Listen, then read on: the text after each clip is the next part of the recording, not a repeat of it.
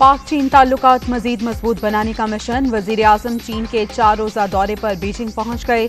चीनी सदर और हम मनसब से मुलाकातें शेड्यूल। दोनों ममालिक के दरमियान मुतादिद MOUs और माहिदों पर दस्तखत होंगे।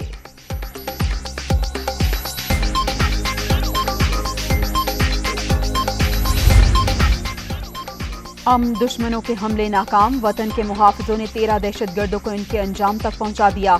नौशकी में 9 और पंचकोर में 4 हमलावर हलाक। जवाबी कार्रवाई के दौरान 1 अफसर और 6 जवान फर्ज पर कुर्बान, 4 जख्मी हो गए। ISPR।